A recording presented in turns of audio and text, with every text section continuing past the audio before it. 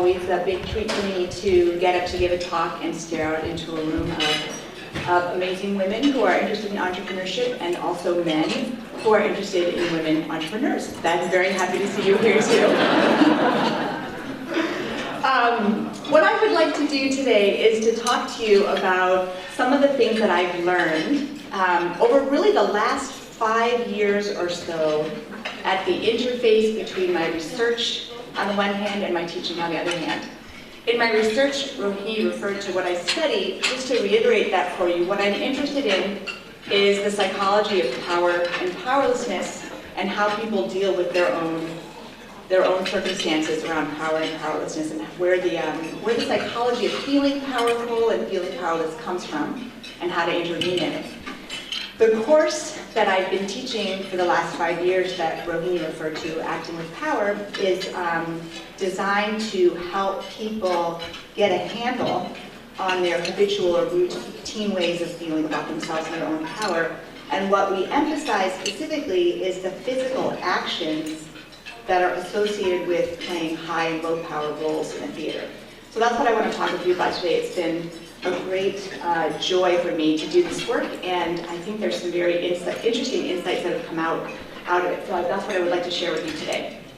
And I'm going to start with the assumption, something I've observed in my work a lot, that when people approach a situation where they desire to have impact or influence, they want to feel powerful, pitching for money, trying to sell people an idea. There are a lot of situations in which this comes up. What I've noticed is that most people tend to prepare for these situations by thinking about what they're going to say. And there are a lot of good reasons for doing that. Let me try to get explicit about what I think is going through our heads when we do this, and then I'm going to give you an alternative way to think about how to prepare for one of these types of situations. So there are a lot of reasons to focus on making good arguments in a situation like this, being the smartest person in the room, making sure that you're bringing new information and insight to the conversation. So it's certainly better to be right than wrong. I think that's a reliable truth. It's better to sound smart than not. Most of us know that as well. It's better to come off confident and critical rather than inconfident and easily misled. And it's better to provide unique information that moves the conversation forward than to parrot what other people have already said. So I think these are some of the beliefs that lead us to focus on how to make high-quality arguments as a way of trying to gain power. And these beliefs come from two deeper underlying assumptions that I think on the surface seem very straightforward, but I'm going to take issue with those today. The first one is that I think most of us believe that the more persuasive we are, the more likely we are to get the outcomes that we're interested in. And most of us believe that the more confident we are, the more likely we are to attain status in the groups where we belong, where we're trying to have influence. Status, just to be clear, is a measure of the extent to which other people hold you in high esteem and respect you. Right? I think this is what's most important to most of us in these types of situations. I'm going to make the argument that based on social science research on the one hand that looks at the determinants of power and status, and on the teaching I do on the other hand, that this approach of focusing on making good quality arguments is really never enough as a way of trying to have impact in situations like this. And I'm going to, as a starting point, I'm going to refer to these two books. I suspect that some of you will have seen at least one of them. So Judgment Under Uncertainty came out really in the 1970s, I think. It's a book that was written by two psychologists at Stanford, Danny Kahneman and Amos Tversky, who won the Nobel Prize in Economics for their book. And what they brought to light was the fact that, in contrast to how economists tend to think about human behavior, people are really not very rational at all. That we're not very good at using information in the ways that economists think we do, like really paying attention to the logic underlying an assertion, weighing pros and cons. All these assumptions about the way people make decisions, Kahneman and Tversky argue, really have nothing to do with human nature and the way decisions actually get made. And they made the argument and showed in a bunch of really persuasive experiments that what people do instead is they rely on kind of snap judgments or rules of thumb to make decisions about whether to believe something or not, and that often the quality of the argument is really lost on people. Malcolm Gladwell made the same kind of argument in his book Blink that really looked at how people form impressions of other people and noted that people tend to form impressions and make decisions about whether they approve or disapprove in a very, very short amount of time.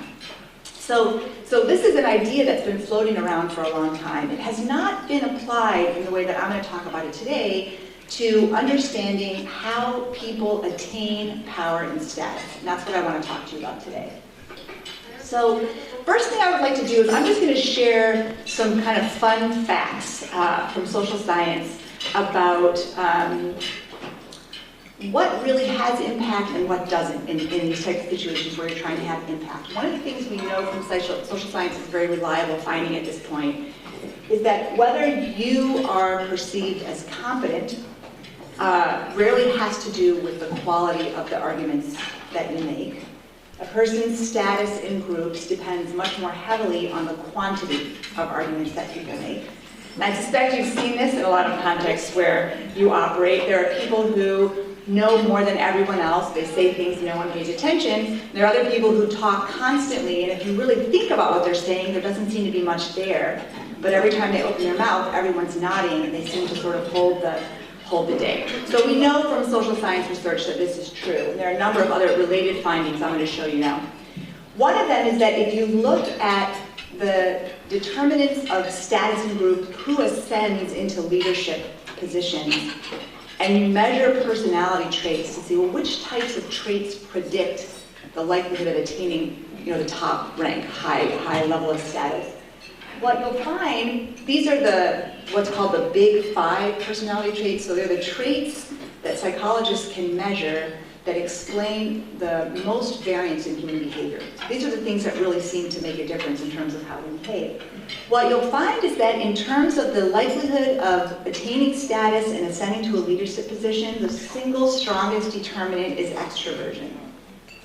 Extroversion is just an indicator of the extent to which you are outgoing and sociable and talkative. That's really all it is. The correlations that have asterisks next to them are statistically significant, so they're explaining something. The other numbers are not statistically significant, so it's hard to really give a lot of meaning to those. A couple of other things to point out here, just because I think they're interesting. If you look at neuroticism, you'll find that it's not particularly good for men to be neurotic if they're interested in ascending to leadership roles, but the good news is for women, it doesn't make any difference at all. So we don't have to worry about that. Physical attractiveness is another interesting one where you see a gender difference. So what you'll tend to see for men is that the more attractive you are, the more it does for you in terms of your status, the extent to which people respect you. And that looks like no relationship for women, but it's not the case that there's no relationship. What happens for women is that physical attractiveness helps up to a point. And then if you go past that point, you become a sex object, and that detracts from your status and competence. So that's why it looks like no relationship, but it's actually just a little bit more complicated. It's not a linear relationship.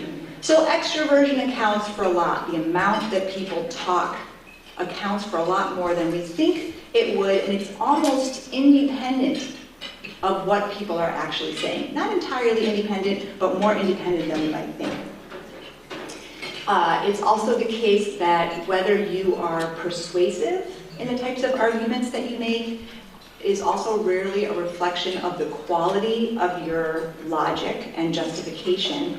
I'm going to tell you about an experiment that was done at Harvard a number of years ago that I think provides a great illustration of just how little attention people are paying to the logic underlying your justifications when you make a request for something.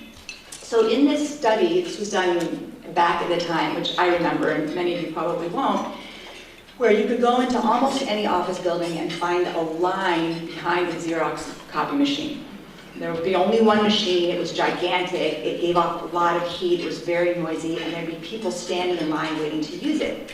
And in this study, what the psychologist Ellen Langer was interested in is she wanted to know what types of requests are most likely to get compliance. So she had people who worked for her at Harvard, they were undergraduates and graduate students, go out into these offices on campus and off campus in the Cambridge area and approach these photocopy lines, approach the person who was next in line to use the machine, so that person had been waiting for a long time, and ask if they could cut in front of them.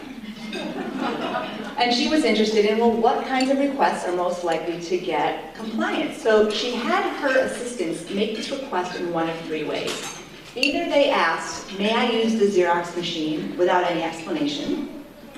Or they said, may I use the Xerox machine because I'm in a rush? Which is a good justification for asking to cut in front of somebody in the line, right? The third condition, they said, may I use the Xerox machine because I need to make copies? Not the most intelligent justification, but what's really interesting is that if you look at what she found, making a justification increased the likelihood of compliance, but the logical, reasonable justification provided no leverage over the totally ridiculous justification, okay? So it's just, again, people are making a kind of a snap judgment in response to the fact that you're making an argument independent of the quality of what it looks like. Okay, you see similar types of effects if you look at the kinds of arguments that are most likely to change other people's attitudes. It's the same kind of effect from different literature I'm showing you now. But basically what you see is that more arguments is more persuasive than less arguments, but strong arguments and weak arguments are not statistically distinguishable. Okay. Something else we see a lot in my organization, and I would suspect you've seen it in some of yours, is that many arguments are not even heard until the right person makes them. An argument made by a person who already has status is always much more compelling than the same argument made by someone who has less status. And remember, I'm trying to build a case now for the observation that status is not as closely tied to actual expertise as we think it might be, right? People are making judgments about status based on things that are not necessarily related. This one always freaks me out when I'm giving a talk. Judgments of competence. People decide how competent you are in less than 100 milliseconds. Right?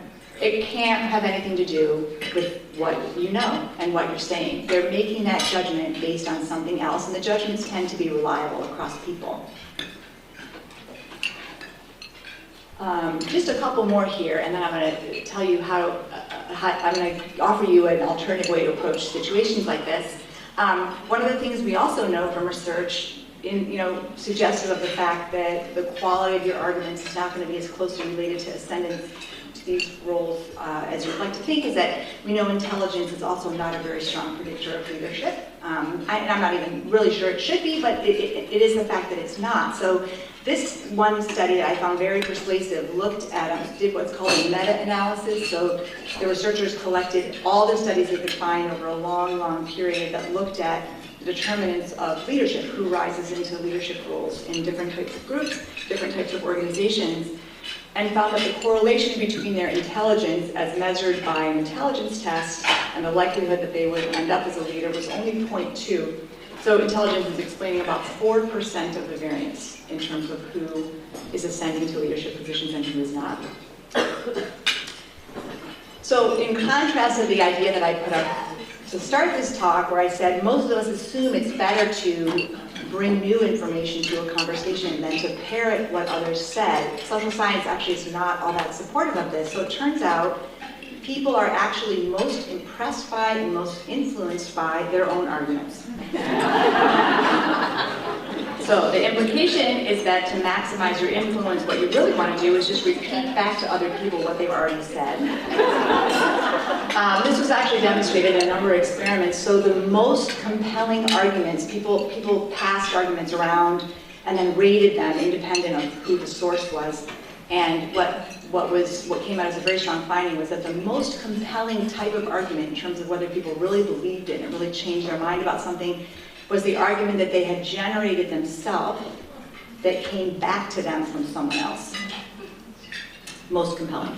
Okay, so let's change gears. What do I think you should be working on instead? This is just to say the emphasis on, it's counterintuitive. Many of us have succeeded in life because of our intelligence and our ability to be persuasive. I'm going to suggest that it's not giving us as much leverage as we might think it is.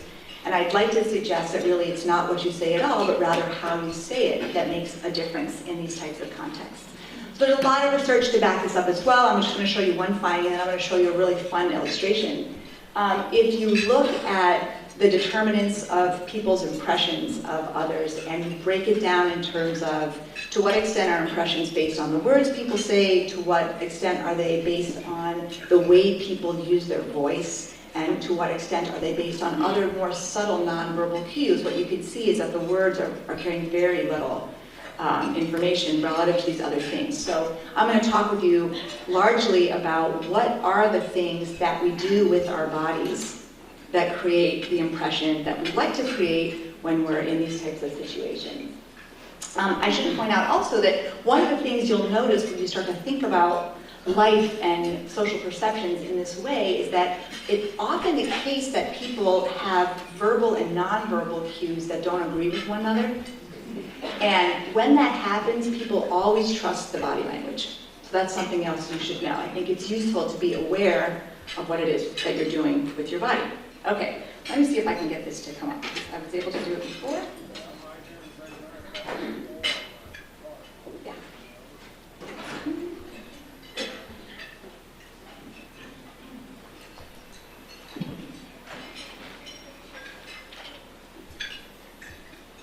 Okay. This is just a fun illustration of how much information we take away from the way a person's body is moving, okay? So you can see here, this is a person walking, and it's a pretty impoverished image. What you're looking at are dots of light, basically at the major joints in the body, and you can see that the person's moving. So I'm just gonna ask for, off the top of your head, impressions of this person. You just shout it out. A male, what else? Athletic, purposeful, authoritative, focused, determined. Okay.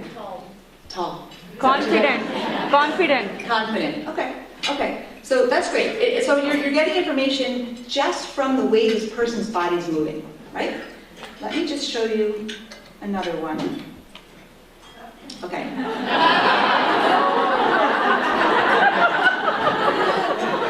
So this is not a trick question, but I'm just curious what happens to your impression of a person when you see the body move like this. So off the top of your head, what are the things that come to mind? The lady. What's that? Wearing high heels. And why do you think that's true? Because the way the hips are swaying, because wearing high heels makes you do that. That's true. What else?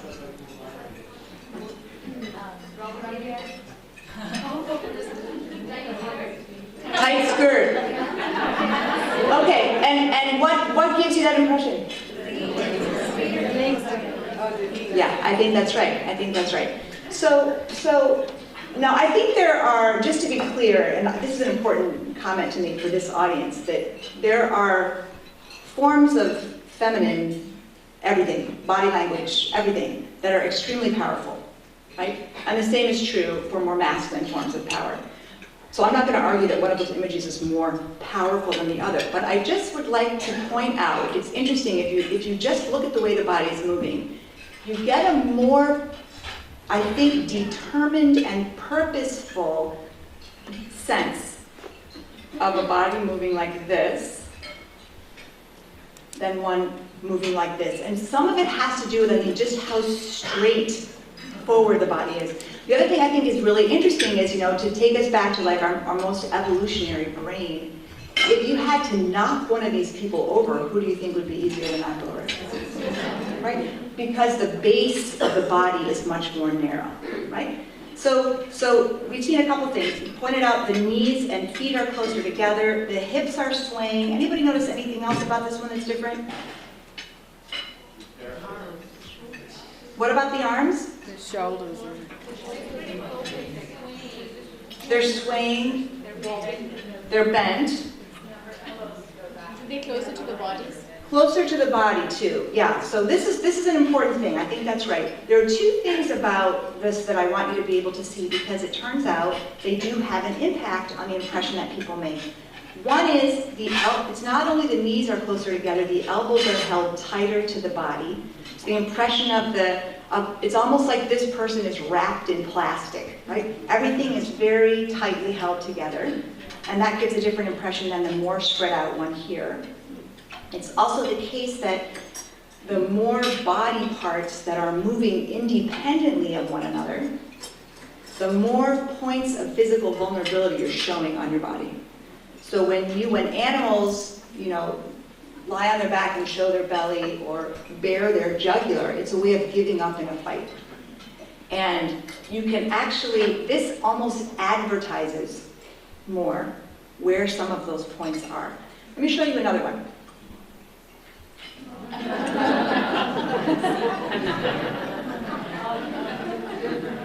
So this is sort of a hyper-masculine thing, right? And again, they're all different types of power that we're looking at. But again, just interesting to look at the fact, especially as I was talking about the body being really constrained on the other side, this person looks much more muscular. But we're putting that on this image, right? What's different about this image and the other ones is that the body's more expanded, right? So you can see that actually if you look a little bit closer together here, really close together here, okay? And one of the things that we know about behavior in hierarchies in both animals and humans is that the highest ranking individuals are always the most physically expansive. It's the case that they're often the biggest sometimes. But even when they're not the biggest, what's more reliable is that they make themselves bigger because they're more spread out. And at the lower ranks in a hierarchy, what you see are humans and animals that make themselves smaller, right? It's almost like they're trying to stay out of the way. They're more vulnerable, they're trying to protect themselves. The higher ranking members have less to fear. So you see a more open and expansive body. Let me show you another one that I think is very interesting. Okay, so anything about this one off the top of your head? Purposeful. Purposeful. It's slower, right? And what? Not in a hurry. Relaxed. Mm-hmm. Did you notice anything else besides the fact that it's moving slower? Anything else that you noticed changed? Arms are down. Which? The forearm is down low. The forearm is down lower. Moving forward. Okay, watch this.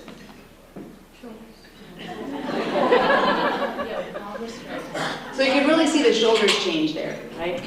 And if I had to ask you which end of the spectrum gives you more of a sense of someone you should respect, you can count on, who is more worthy of status, I think it's the one on the right?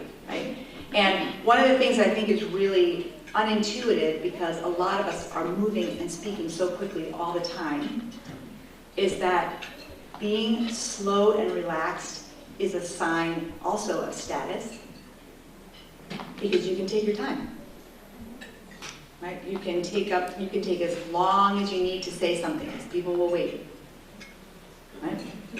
And you can move slowly because you can decide how you want to move, and it doesn't matter what anybody else thinks. So again, something else just to pay attention to. These are some of the things. We could spend a lot of time with this. This is actually such a fun image to play with. But I just wanted to give you a sense for some of the physical actions that make a difference, and how we interpret body language as a cue in terms of power and status. So I'm going to be more explicit about that going forward.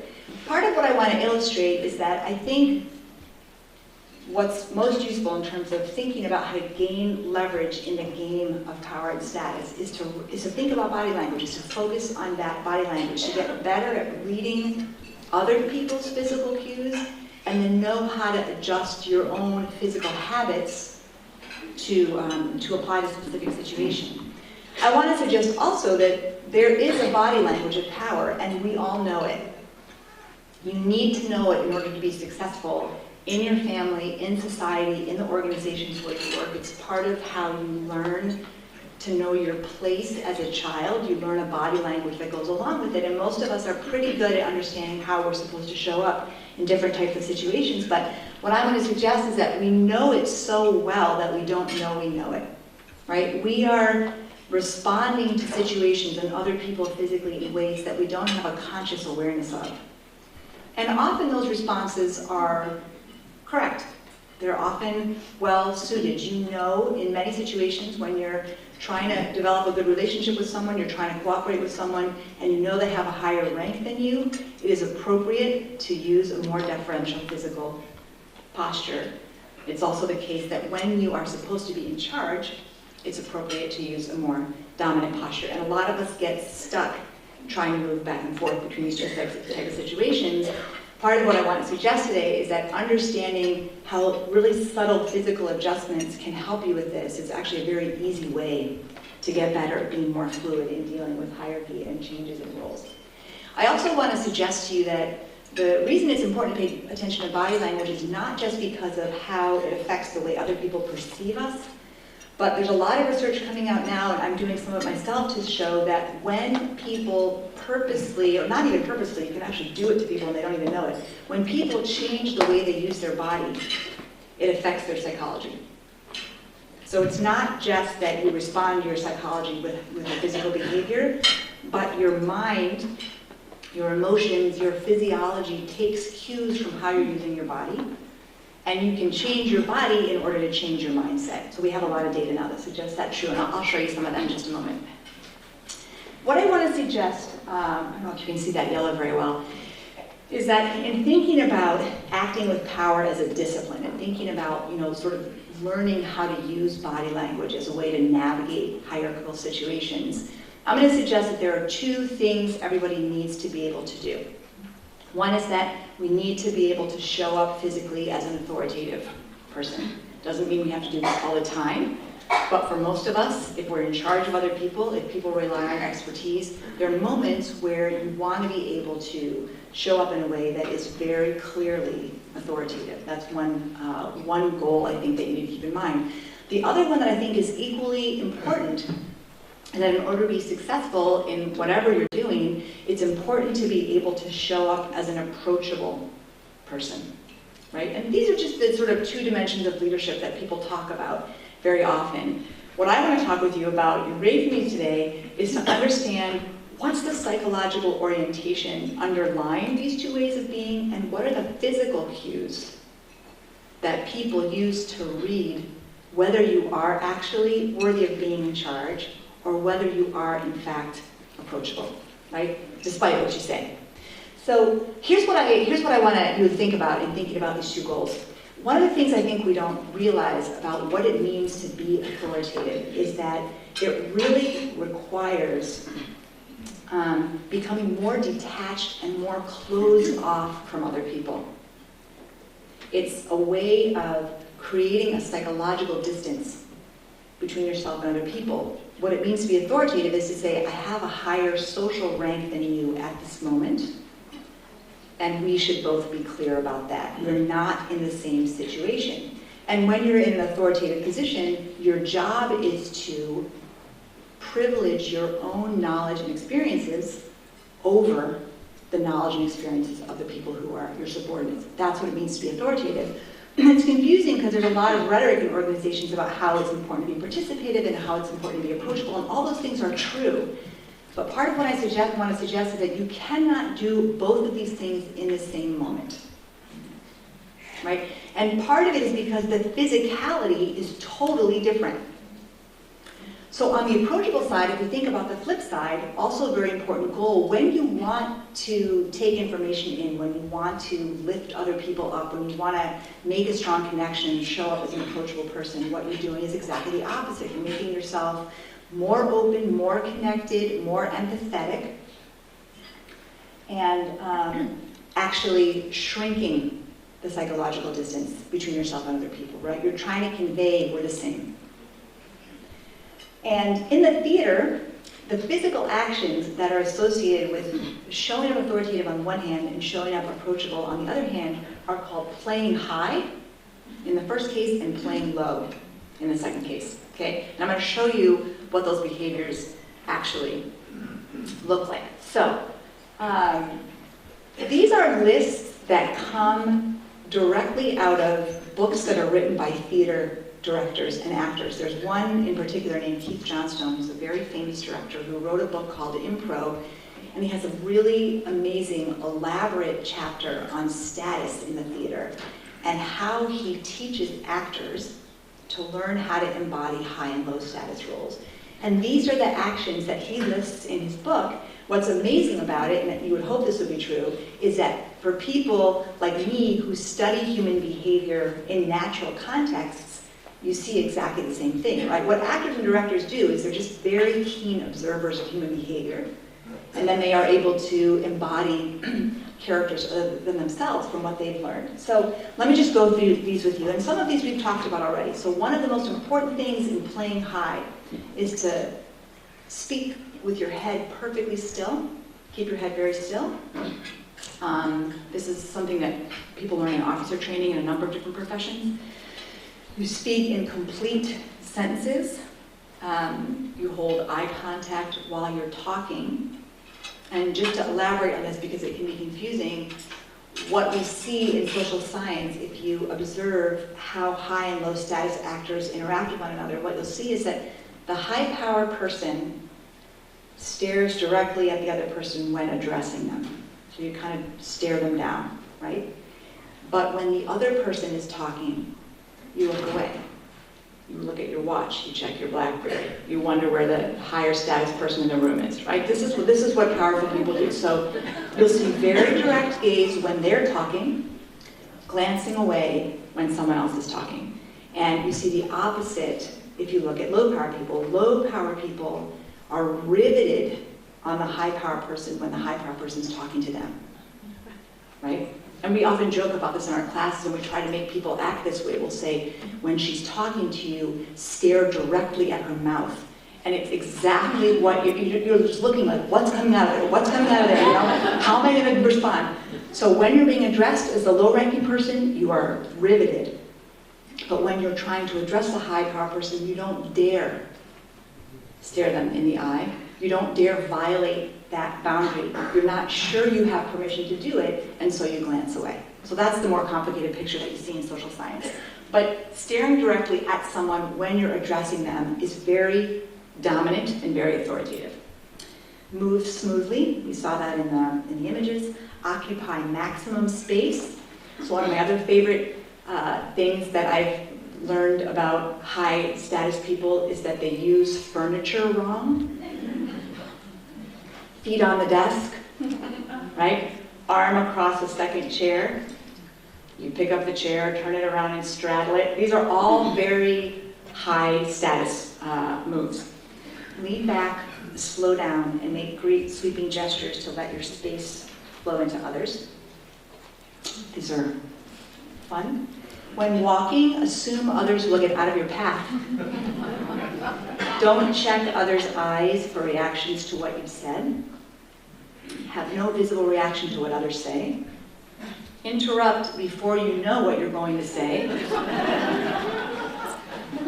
Spread your body to full comfort.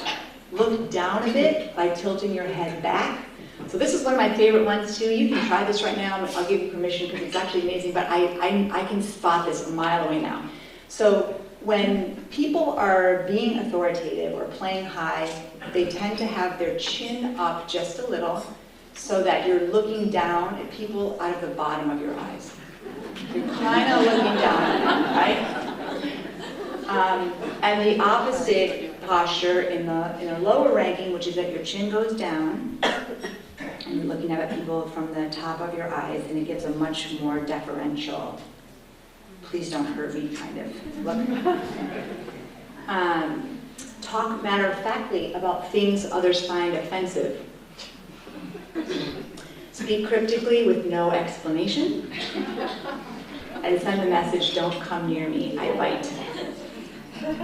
So when I first encountered this material, I was working on being authoritative, and oh, you can't see it all that well. Is that just from my angle? Can you see that picture? Oh, good, okay. So this was the picture that I found that really helped me to get a feel for what it's like to be authoritative. And one of the great things about working with people in the theater is that in our lives today, we don't really ever see people who have this much authority. I mean, we don't see monarchs, but this is where it's like, the distance between a king and a queen and the people who work for them is like just incredibly large. So you can learn a lot by watching how people learn to behave like monarchs. And I love this picture for a number of reasons. One is the total absence of facial expression. And it's a relaxed face, right? It's not a growly face, but it's not a smiley face either, right? It's a totally relaxed facial expression, which I think also for people who tend to play low, very difficult to stop smiling. I'll talk more about smiling in just a moment. The other nice thing about this is you'll notice, I talked about how high-ranking individuals and animals tend to, make themselves bigger. So it's interesting to notice, if you notice what monarchs wear, all those costumes make them bigger, right? The crown makes them taller, the cape makes them bigger, and these neck things I love. They're like the lizards that are worn. Okay, so that's a little bit about playing high. Let's talk about playing low. And we saw this in the images as well. It's associated with more fleeting or jerky movements, keeping your hands near your face while speaking, glancing around and looking away, especially when you're talking to someone else, pointing your toes inward and leaning forward, speak in incomplete sentences, smile with teeth covering bottom lip, show top teeth only. That's a complicated note for an actor. Does not make sense for real people, but let me tell you what this is about. So one of the things we notice also when you study behavior in social hierarchy is that the low-ranking members smile much more than the high-ranking members. And the reason for this is that the low-ranking members smile when they're happy and they smile when they're unhappy. Because the job of the low-ranking member is to appease the person at the top. Right? So they're always smiling, but the smiles are not always genuine, happy smiles. Sometimes you get smiles that are kind of like, which is this one. Right?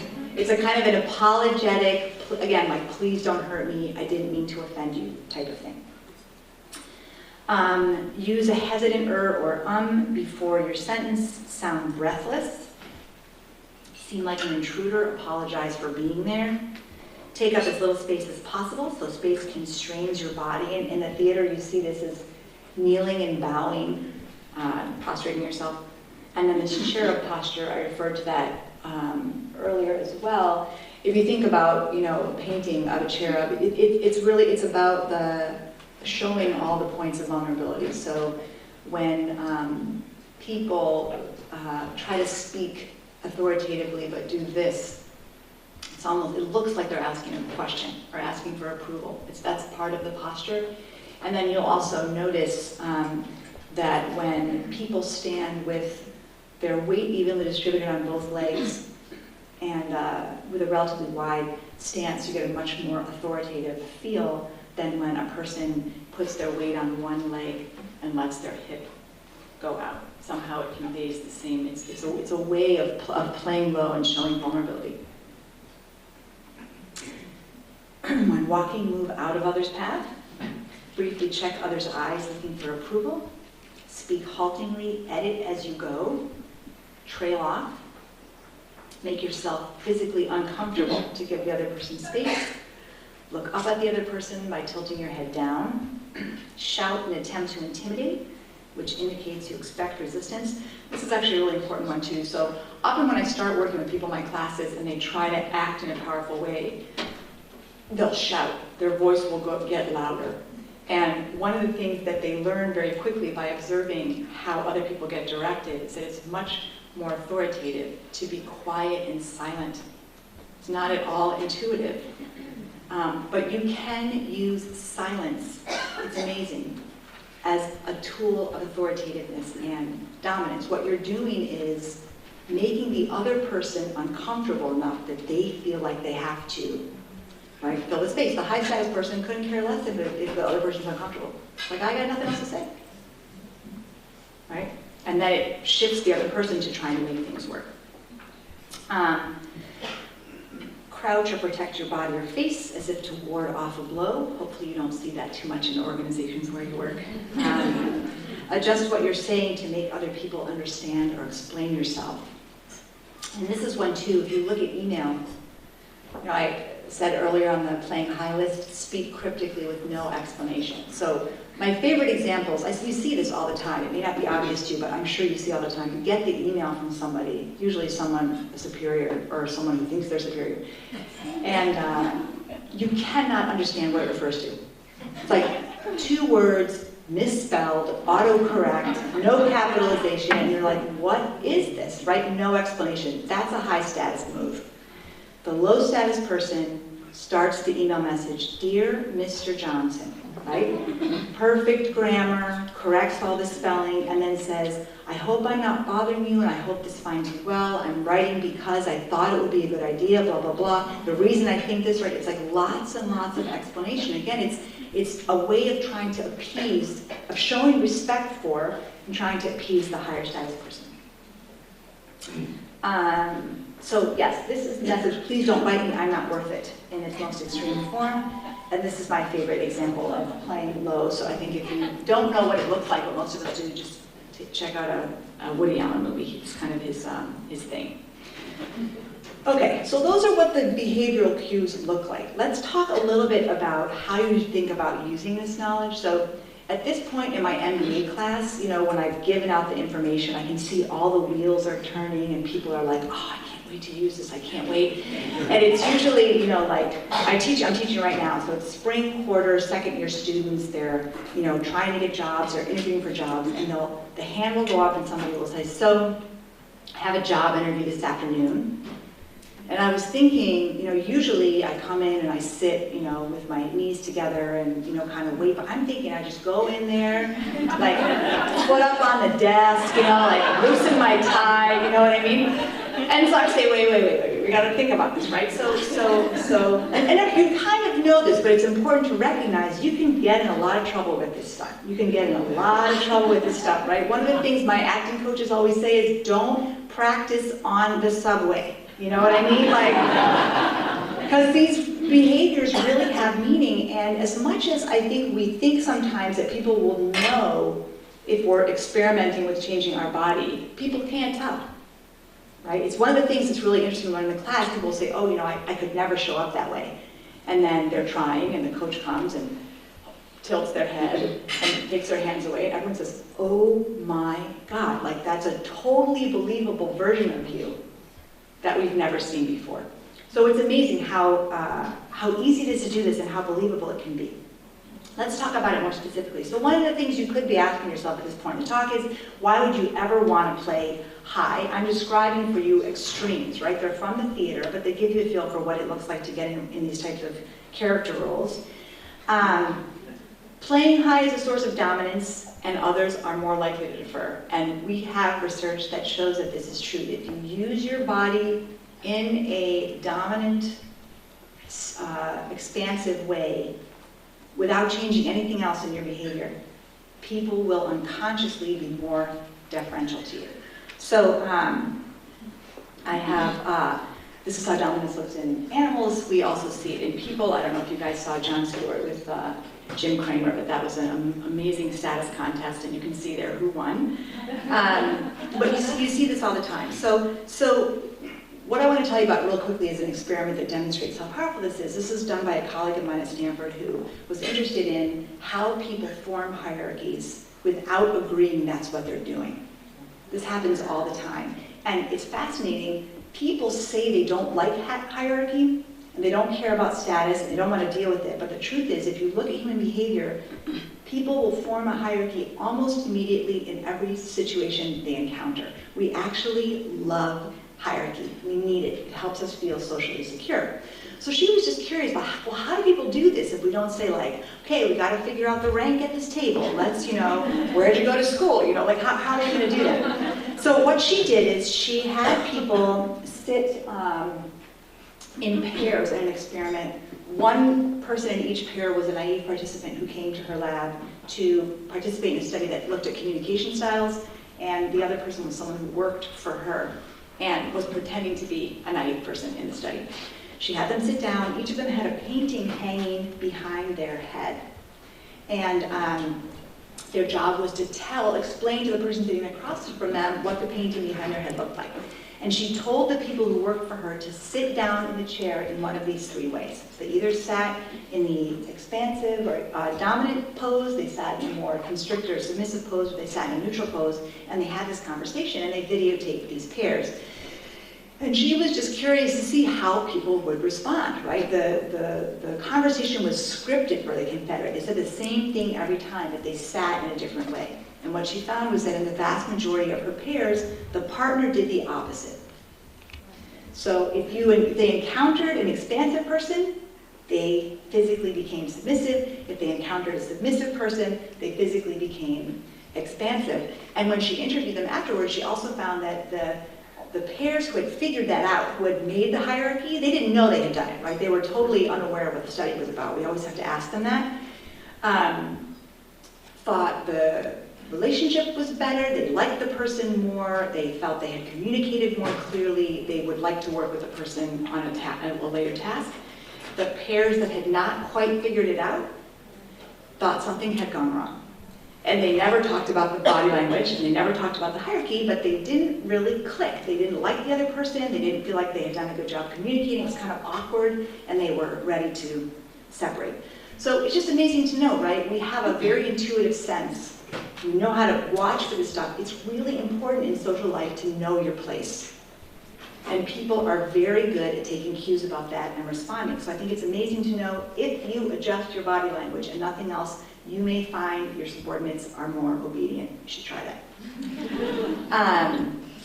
Playing high can be dangerous. We know this is true also. So for one thing, when other people feel put down, eventually you'll lose their support. So I think what you tend to see in really effective leaders is that they're able to use both of these styles at different times in a way that makes them a trusted leader, but also a human being who cares about others. It's also the case that playing above your actual rank is the easiest way to get ostracized socially. I mean, we hate when people do this, right? When people act in a way that suggests they don't understand where they belong. And it's amazing too, if you have, there's some studies that show if you have groups of people who work together, rank one another, even after just a few hours together, to rank status. So just write down for me who's the highest ranking person, second, third, and fourth. You'll get incredible reliability around that. So it's amazing, there's so much agreement, everybody gets it. But the other thing that's really interesting is most people, if anything, slightly underestimate their own status. And the reason for this is because that's safe, right? You don't get in trouble socially if you play down a little. That's just showing respect to other people. Okay. So the implication I think is pretty straightforward, but let me just be explicit. I think you're most likely to get traction from playing high when you do it to reinforce your actual rank, right? So it's those situations where you are in charge, you have authority, you're the high status person, and maybe you don't always show up this way, but there are moments when it's needed, right? That's when you want to use this stuff to reinforce the hierarchy and let people know you're in charge and they don't need to worry about it. You can also use the behaviors associated with playing high in a competitive situation when status is up for grabs. And this is very fun to watch. I encourage you to do that in your next meeting of peers. You could ask yourself, why would you ever want to play low? And I think it's really important to understand for women in particular, because I think, one of the things I just need to say, because it's true, is that in society and in organizations, women have lower social rank than men. That's just a truth. That's why you see more playing low behaviors in women and more playing high behaviors in men. This does not apply to everyone, and it certainly doesn't apply across all situations, but it is the case that you will tend to see women exhibiting more of the low behaviors, and I don't want to suggest that you want to throw that stuff out. So there's a lot of power in being deferential, a lot of power, and we can talk about that in just a moment, so let me just do that for you. So if you take this study seriously, part of what you know is that playing low is a way of making relationships work, right? If you know that people desire hierarchy, and some of the people you work with need to be high, you can play low. You're not necessarily giving anything away, especially if you know that's what you're doing, right? And then the beautiful part of it is you walk away and it's like, you know, but they don't, right? You know exactly what just happened, they have no idea. So it's amazing just as a way of making relationships work to know that you can use that stuff to make other people feel comfortable and respected is useful. It's also the case that playing low makes high status actors more approachable. So for people who really have status and authority, it's a very useful skill set just to get people to feel more connected to you. And interestingly, very high status actors get more status by playing low. Right? Playing low actually gives them more. They get credit for doing that because they're making other people feel better and more respected. This is just a quote from Howard Schultz, the CEO of Starbucks, making the point that I just did, which is that it's really important for a CEO to be able to go into this more vulnerable place, not all the time, but when appropriate. Playing low also makes low status actors more tolerable. It's another, harsh reality in organizational and social life that nobody really wants to spend time with a low status actor. Everyone's always looking for the higher status actor, but the better you are at being deferential and appeasing the people above you, the more likable you will be as a collaborator, as someone to spend time with. And I think it's important to recognize, too, this probably makes the hair on the back of your neck stand up for some of you. It's a little bit manipulative, but I think the thing that's really interesting to note is that we can see when other people are being ingratiating to others. We can see it, right? And it's just like, you're rolling your eyes like, but when someone does it to us, not so aware, right? Like, finally, somebody gets how great I am. How long did I have to wait for this? So it looks awful when you see it to happening to someone else, but the truth is the person being ingratiated to often has no idea that this is happening. And again, it's a way of establishing rapport in a situation where there is actually a large status difference. So same thing here really, right? You can use those playing low cues to reinforce your actual position or to lift someone else up. That's how I would think about doing it. Playing low is also useful for helping to build rapport. And this is an important one too, and I think if you think about it, it makes sense. When in doubt, the advice is to play just slightly below the person you're interacting with. So it's high enough for you to be taken seriously, but never a threat. And I think this is just what we do to be polite in most situations. But it's useful, I think, to have it in these terms to understand what it is that we're doing. Let me just say a couple words about cross-cultural differences and ways of thinking about the extent to which all the things I'm talking about apply in all different types of situations. So one thing I can say with pretty good confidence is that the specific behaviors that I've highlighted as being associated with authority on the one hand and approachability or playing low on the other are universal. You see them in animals, and you see them in people as well. What differs a lot across cultures, both internationally and across cultures in organizations and across organizations where cultures also differ, is how much leeway do you have to play with your body language, right? That varies a lot. So let me just give you a way of thinking about that too, so you can make good choices after you leave here. One of the dimensions on which cultures vary is called power distance, and power distance is just a reflection of the extent to which the people in the group or the organization or the society see the hierarchy as almost like given from God, like fixed, you know, like it is the way it should be.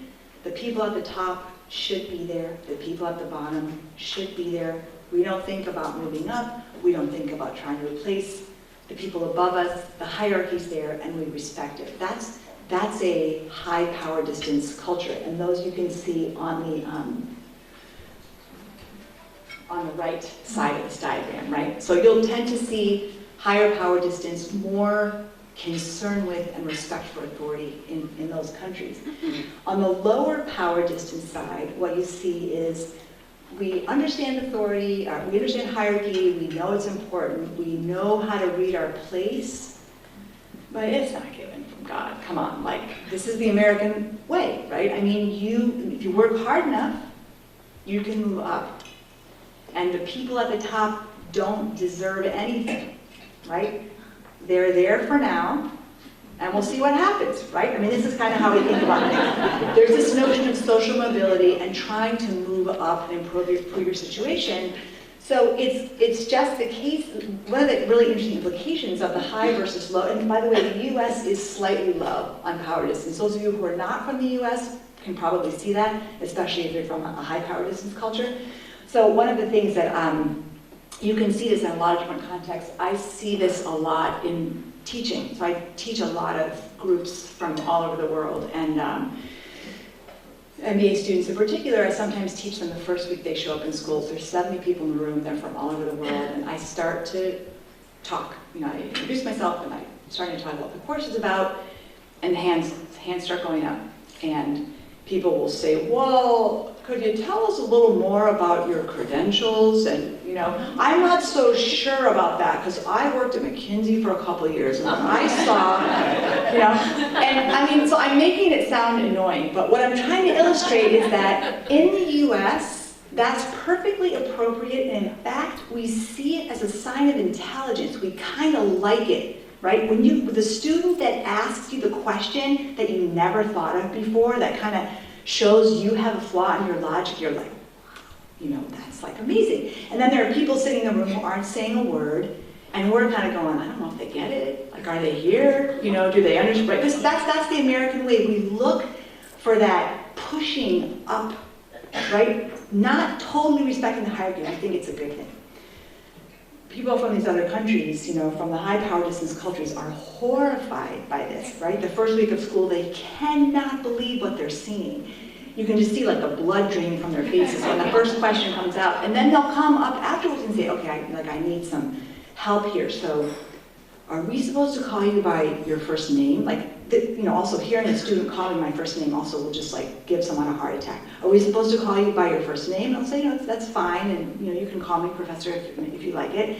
And then they'll say, you know, wow, you know, are they supposed to interrupt you? Like you hadn't even finished, you know, your sentence. And they'll say, you know, it's like, how can they ask any questions? You haven't said anything yet. Like, aren't they going to listen to you at all, right? So there's this really different way of thinking about things. And when, you know, when teachers from high power distance cultures encounter American students, they're horrified too, right? So it's just, these are the ways some of these differences show up. So based on where you are in the world, but also what it's like in your organization, you can take some cues about how much leeway do you have, right? If you know you're a lower ranked person, are there situations in which you can play a little bit higher and it would work for you, right? Certain situations, you would know the answer is absolutely not. The other dimension here, because I know it's, I cut it off so I wouldn't have to talk about it, but then people always ask me, so I'm just going to tell you what it is. It's individualism, collectivism, so this is just a measure of the extent to which in the culture you put group interests ahead of individual interests, or individual interests ahead of group interests. And you can see the countries are kind of clustered in these two quadrants because collectivism and high power distance go together, because a stable hierarchy is better for the group, not as good for individuals. And they go together down here because the unstable hierarchy is better for individuals, but not as good for the group. Okay, so something else for you to think about. Let me just tell you one more thing that I think is really important for you to know. So I've made the case that, tried to make the case that your body posture, the way you use your body, is going to affect how powerful other people think you are and how much status they think that you should be given. It also affects how powerfully you behave. So let me just do an audience participation thing for a moment. I'm going to ask everyone here in the room to get into an expansive posture for just a moment. Don't hurt your neighbor, but what I'd like you to do is spread out. So clasp your hands behind your head or put your arm across another chair or over the back of your chair. Make sure that you are really comfortable. Yeah, make sure you're really comfortable. You can put your feet up on the table. You can also cross an ankle over one knee. Okay, and hold that position. So hold it for a moment, because if you don't hold it, this demonstration will not work for you. So what I want to do is, everyone in this position, I'm going to count to 3, and you're going to all say something at the same time, and then you're going to tell me how that worked for you, all right? 1, 2, 3.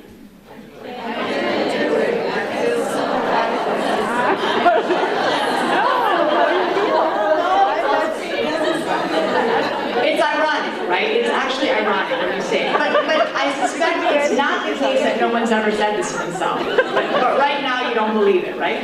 Okay, let's try one more. Get constricted. So either put your hands between your knees or sit on your hands. Make sure your elbows are really close to your body. Make sure your knees are touching. You can turn one foot in if you like. That really does it for me. Want to turn one foot in. And stay in that position. What if both feet are turned in? Both feet turned in? That's double. Okay, hold the position. I'm going to count to 3. 1, 2, 3. I'm on top of the ball. Doesn't work, right?